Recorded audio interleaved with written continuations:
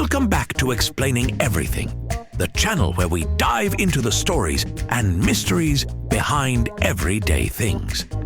Today's question comes from one of our inquisitive viewers, Lucas, Trailblaze27. Thanks for the suggestion, Lucas.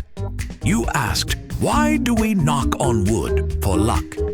If you've ever nervously tapped a table after saying something like, "I never get speeding tickets," you've probably wondered, where did this superstition even come from? Today, we're peeling back the layers of history, culture, and a bit of psychology to uncover why knocking on wood became humanity's universal jinx eraser. So grab your nearest wooden surface and maybe give it a reassuring pat as we uncover the fascinating and slightly bizarre origin of this ritual, right here on Explaining Everything.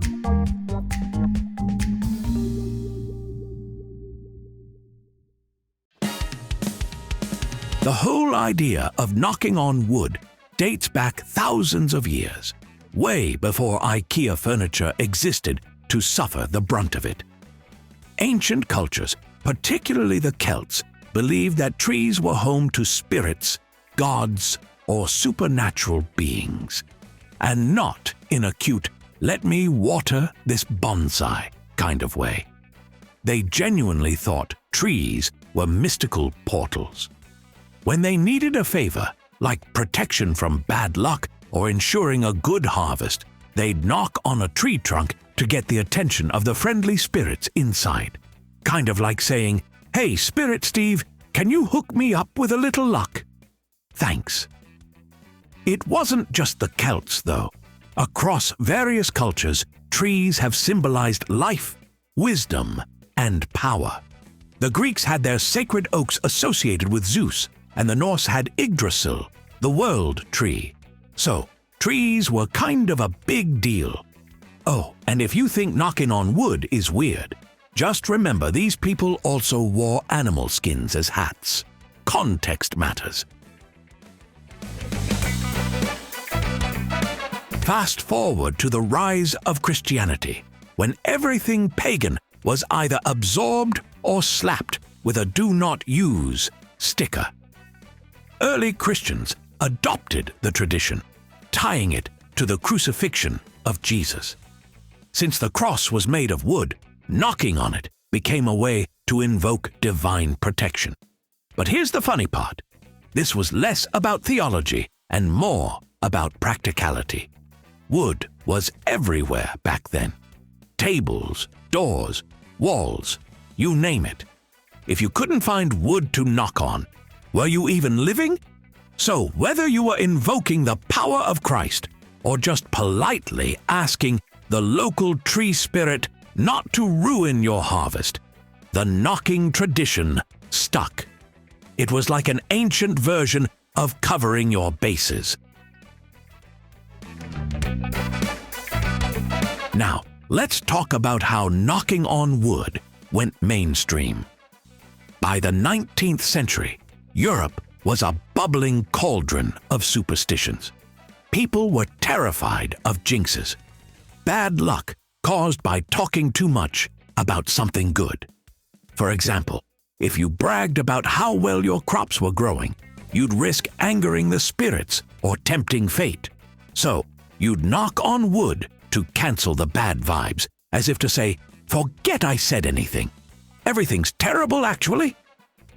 This is where things started to sound familiar, right? How many times have you said something like, "I haven't been sick all year," only to immediately knock on the nearest table like your life depends on it? Exactly. By the way, fun fact, back then, if there wasn't wood around, people would just tap their heads. Yes, their heads. So technically, if you've ever knocked on your own forehead, congrats. You're carrying on a proud European tradition. So, how did this quirky superstition travel across the world? Blame colonialism, immigration, and human nature's love for rituals. By the time knocking on wood reached America, it was firmly ingrained in Western culture. And let's be real, it's useful. Think about how socially awkward we'd be without it. Friend, wow, your car hasn't broken down in months. You, thanks? Sweats nervously, wishing you had some wood to knock on. Knocking on wood gives us a quick way to dodge awkward conversations or potential jinxes. It's like saying, I'm not tempting fate, okay? We're good, right? Also, let's admit it, it's kind of fun. There's something oddly satisfying about finding a wooden surface and giving it a quick tap. It's like a little superstition dance party, except with less dancing and more furniture abuse. Now, if you're rolling your eyes at the idea of knocking on wood, you're not alone. Science says the whole thing is pure psychological trickery. According to behavioral researchers, superstitions like this make us feel like we have some control over random events. Basically, our brains hate uncertainty. If knocking on wood makes us feel safer, we'll keep doing it, even if deep down we know it's a bit silly. But here's the kicker. Sometimes it works. Studies show that believing in a superstition can boost confidence, which improves performance. So if knocking on your desk before a big meeting gives you an edge, who's laughing now? Probably your coworkers, quietly. Let's not forget the modern chaos this tradition has caused. There's nothing like knocking on wood and realizing it's actually plastic.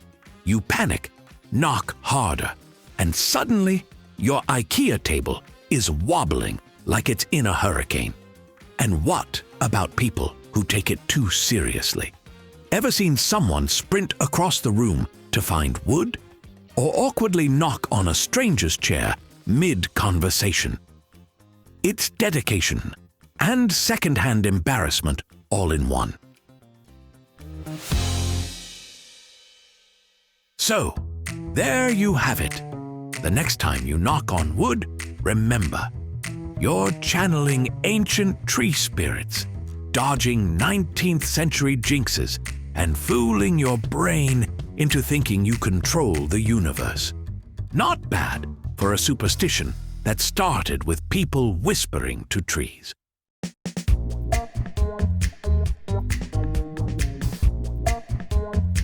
If this video made you knock on wood, don't forget to like and subscribe.